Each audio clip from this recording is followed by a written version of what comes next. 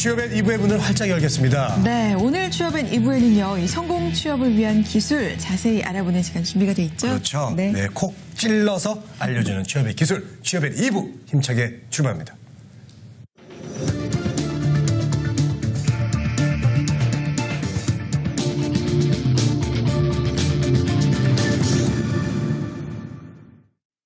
네, 페어링 HR 신현정 대표와 함께하는 취업의 기술 꼭 알아야 할 포인트를 짚어드리겠습니다. 네, 신현정 대표님 어서 오세요. 네, 반갑습니다. 잘 지내셨죠? 예, 요즘 아주 좀 피곤한 좀 일정을 좀 보내고 있습니다. 예. 그래도 뭐 뜻깊은 일 하시면서 피곤하신 거잖아요. 아, 예, 아주 예. 그래서 많은 우리 취업 준비생들 좀 도와주고 있어서요. 예, 뜻깊은 시간 좀 보내고 있습니다. 네. 저분은 피곤하고 피곤할수록 일이 잘 되시는 분이에요. 예.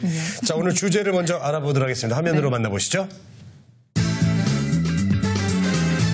무전무실을 이기는 스펙 쌓기라고 나왔는데 네. 무전, 그러니까 돈이 없으면 무시를 당한다? 이런 얘기일까요? 그런 건가요? 예, 좀 뭐 그런 식은 아니고요. 우리 또 한자 2급인 우리 취업준비생들은 그 시자가 시험할 때 시자구나 금방 아셨을 텐데요. 예. 돈이 없어서 이제 무전은 맞습니다. 근데 무시는 이제 돈이 없어서 이제 시험을 못 본다. 이런 의미로 제가 좀 제목을 좀 붙여봤습니다. 근데 사실 그 실제로 취업을 준비하는 입장에서 자신이 지금 어느 정도 위치에 와 있는지 또 다른 경쟁자들에 비해서 지금 내가 얼마큼 하고 있는지 이런 걸 좀 한번 가늠해보고 확인해보고 싶은 게 또 이 취업준비생들의 마음이거든요. 그래서 본인이 이 숫자로 대변되는 스펙을 좀 준비를 하고 이 결과를 받음으로써 내가 어디에 있다 이런 걸 좀 확인하고 싶어하는 좀 심리가 있습니다. 그렇게 놓다 보니까 좀 이 점수로 만들어 놓는 스펙을 쌓았겠다 이렇게 좀 많이 일반화돼 있다고 좀 볼 수 있겠는데요. 하지만 이런 그 숫자로 대변되는 스펙을 만드는 데는 또 돈이 들어간다는 아주 큰 함정이 또 숨어 있습니다. 그래요? 아니, 시험을 이제 준비하는 데 있어서 돈이 되게 많이 든다는 이야기인데요. 맞아요. 하긴 뭐 토익, 토플 또 그리고 뭐 자격증까지 취득을 하려면은 제가 생각해도 뭐 한두 푼이 들 것 같진 않아요. 예, 네. 최건임 씨가 이제 준비하는데 돈이 많이 들어간다 이렇게 얘기를 해주셨는데 이 준비하는 것을 빼고요. 네. 이 독학을 한다 하더라도 이제 상당한 시험 응시료가 있다. 이 부분을 좀 제가 좀 지적을 드리고 싶은데요. 응시료까지. 예. 우리 MC분들 흔히 저희가 많이 얘기하는 토익 응시료 지금 얼마나 하는지 혹시 알고 계세요? 취업의 뉴스에서 저희가 사실 앞서서 했습니다. 예. 네, 근데 요거 우리 때는 정보를 진짜 쌌는데. 근데 요즘은 그거보다 비싸요. 조금. 비싸죠. 42,000원이고 그러니까요. 이게 또 제때 그 정기적인 기간에 지원을 못하면 더 비싸지않아요. 맞습니다. 거의 5만 원에 육박하는 걸로 알고 있어요. 아주 생각보다 비쌉니다. 42,000원 맞는데요. 제가 대학생일 때 28,000원이었거든요. 맞아요. 예, 맞아요. 28,000원, 3만 원이 안 됐는데 예. 14,000원 정도 인상된 게 좀 따져보니까 저희가 뭐 택시비나 버스비, 뭐 식당의 밥값 이런 거 많이 오르는 거 저희가 느끼잖아요. 그렇죠. 대학 다닐 때보다 저희 사회 나와서 이렇게 비싸 이런 생각하는데 그 가격들보다 훨씬 더 많이 올랐다. 좀 이 부분을 좀 제가 좀 볼 수가 있었는데요. 이 취업준비생들이 한 4-5번 토익을 응시하게 되면은 한 21만 원 정도 이 응시료가 들어가거든요.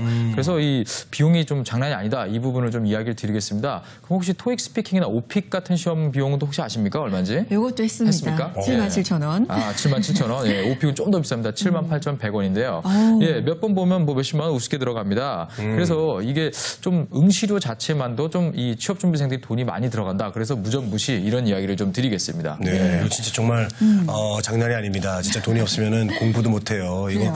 우리 알바생들이 그러면은 이렇게 알바 열심히 해가지고 이게 결국은 시험 보는데 돈 다 나가고. 맞습니다. 그러면 또 일하면서 공부 언제 합니까? 네, 또 이 본인이 이 뻔한 그 이 숫자로 대변되는 스펙을 쌓다 보니까 본인이 네. 시간을 투자해서 돈을 벌었는데 또 돈을 응시료로 쓰는 이런 그 아주 좋지 않은 이 쳇바퀴 돌듯 아주 안 좋은 이 코스를 밟는 경우가 많은데 사실 이 취업준비생들의 문제가 이 취업 지금 막 대기업들 발표가 끝난 시점에서 본인이 좀 포기를 하고 내가 몇 달 어학 점수를 올려서 다음에 상반기에 도전해야지 이런 생각들을 많이 하거든요. 근데 사실 그 몇 달 이 어학 시험을 봐갖고 점수 조금 올린다고 뭐 스펙이 확 좋아지고 누가 이렇게 어학 점수가 높네 이러고 취업 고용 계약서를 쓰자고 하지는 않거든요, 사실은. 그래서 이 사실 이 방학 때 이 어학 특강을 듣고 나서 응시료를 얼마 정도 쓰냐 물어봤더니 평균적으로 한 50만 원 이상 쓴다. 이런 얘기를 좀 하더라고요. 사실 저희가 여기서 언급하지 않은 뭐 아까 우리 최건임 씨가 얘기했던 뭐 교재비 또 이 준비를 하는데 들어가는 시간도 다 돈으로 계산해 볼 수가 있거든요. 네. 또 그렇게 따져보면 사실 뭐 대학 등록금보다 더 많이 든다. 이 부분을 좀 볼 수가 있겠습니다. 또 여기에다가 뭐 이 어학 플러스에다가 본인이 이 금융권에 좀 도전하겠다. 이런 분들 같은 경우는 뭐 금융 3종 뭐 지원 응시료도 있죠. 또 거기에다가 그렇죠. 뭐 이 이 대학생들이 많이 준비하는 CFP라는 자격증이 있습니다. 이것도 준비 기간도 상당하지만 응시료가 한 번에 20만 원이 넘습니다. 그렇기 때문에 이런 민간 자격증, 또 국가 자격증이 아닌 민간 자격증까지 합하게 되면 그냥 이 들어가는 응시료만 해도 상당히 많은 비용이 든다. 이 부분을 저희가 좀 참 이 취업 준비생들이 어려워하는 현실이다. 이 부분을 좀 얘기하고 싶습니다. 그래요. 어학시험의 자격증까지 정말 비용이 만만치가 않은데 네. 1년에 사실 4-5번만 봐도 부담스러운 금액이잖아요. 대학생들에게. 근데 예. 이게 4-5번이 아니라 1년 내내 보는 대학생들도 있더라고요.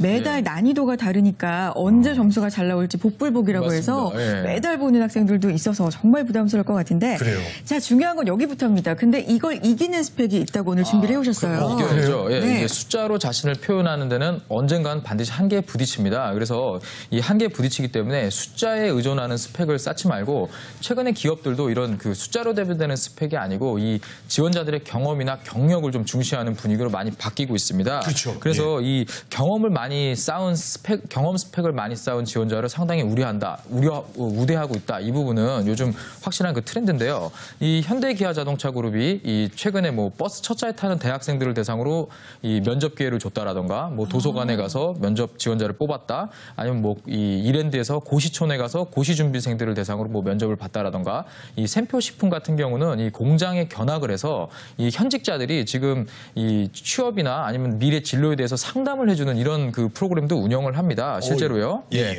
그래서 이런 기업들이 지원자들을 그냥 기다리는 게 아니고 직접 가서 만나면서 채용에 좀 더 적극적인 모습을 보여주고 있다. 이 부분을 보면서 이 기업들이 많이 노력을 하고 있구나. 이 부분을 우리 취업준비생들이 좀 알아야 될 것입니다.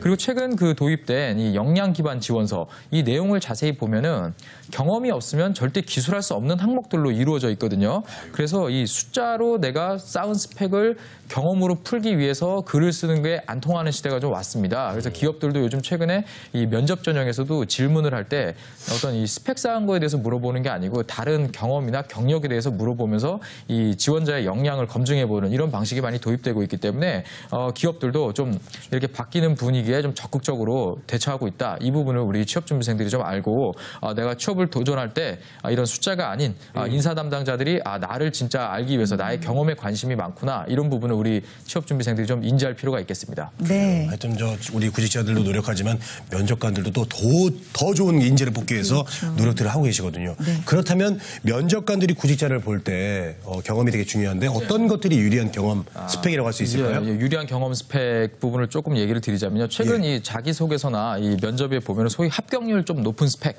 이게 바로 이제 판매직을 해본 경험. 판매직. 이것이 이런 실전 경험. 실전 경험이죠. 이런 것이 상당히 유리하다는 걸 좀 볼 수가 있겠는데요. 특히 사실 우리 여성 지원자들, 우리 여대생들 같은 경우는 이 남성 지원자들에 비해서 좀 이 대외 활동이나 대외 경력 부분에 쓸 수 있는 내용이 좀 적습니다. 상대적으로요. 그러다 보니까 이 교수님이 좀 뭐 시켜서 뭐 했어요 정도 수준의 이 항목이나 이 면접에서 대답을 하기 때문에 사실 조금 불리한 측면이 있거든요. 그래서 이런 부분을 좀 이렇게 커버할 수 있는 부분이 바로 뭐 판매직 아르바이트를 해본 경험이 있습니다라고 풀어내는 것입니다. 사실 이 장시간 해본 아르바이트가 가장 좋겠지만 사실 저희가 명절 기간 가면 갑자기 많은 사람들이 이 판촉 활동을 많이 하잖아요. 뭐 김, 뭐 선물 세트 이런 거. 그렇죠. 이런 그 판촉 사원을 좀 내가 해봤다. 그래서 뭐 이 경쟁 제품 사이에서 내가 이 맡은 제품을 홍보하고 판매하기 위해서 좀 어떻게 노력을 했고 사실 목표는 완판입니다. 뭐든지. 그래서 이런 완판을 하기 위해서 내가 어떤 일을 했는지 좀 생각을 해보면서 사실 또 이런 업무를 하면서 판촉뿐만 아니라 이 영업관리 사원들이 일하는 모습을 옆에서 간접적으로 볼 수가 있습니다.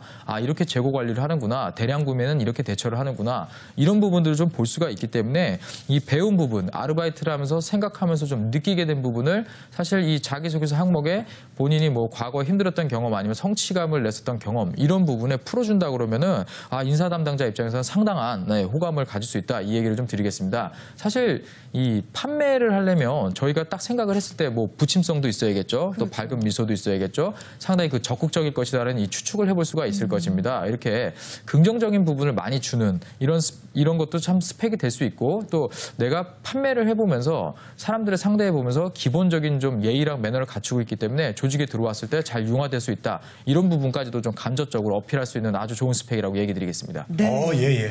생각을 해보면 정말 경험이 많아야 뭐 자기소개서 요즘 또 역량 역량 기반 지원서에서 쓸 말도 많아지고 면접에서 할 말도 많아지고 어쨌든 거리들이 참 많아지잖아요. 좋은 것 같은데 그래요. 일하는 거 말고도 그러면 또 다른 경험 스펙이 있을 것 같아요. 어떤 게 있을까요? 꼭 일해본 것 말고도요. 사실 저희가 공모전 예로 들 수 있겠습니다. 이 취업준비생들이 공모전을 참 잘못 알고 있는 게 아주 잘못된 오해가 입상이나 수상을 하지 않으면 쓰면 안 된다 이런 생각들을 하고 있는데 절대 그렇지 않습니다. 차라리 쓰는 게 아주 좋습니다. 또 공모전 잘 보시면은요 혼자 하는 게 잘 없습니다. 그리고 여러 명이 모여서 결과물을 제출해야 되는 이런 형태로 이루어져 있거든요. 그래서 어떤 입상을 했다가 중요한 게 아니고 어떤 공동의 목표를 위해서 노력을 해봤고 내가 시간 투자를 했었고 그 안에서 내가 맡은 역할이 무엇이었고 이 결국 비록 입상은 못했지만 친구들하고 좀 좋은 경험, 좋은 추억을 대학 생활을 하면서 쌓을 수 있는 아주 좋은 기회였다. 이런 부분으로 좀 쓴다 그러면은 상당히 좋은 경험 스펙이 될 수 있는 부분이 바로 이 공모전이다. 이 얘기 드리겠습니다. 그래요. 예, 이야기를 듣다 보니까 이제 돈을 버는 경험이 이게 스펙이 되는군요. 예, 알겠습니다. 역시 여러 가지 경험은 참 좋은 것 같습니다. 네. 예.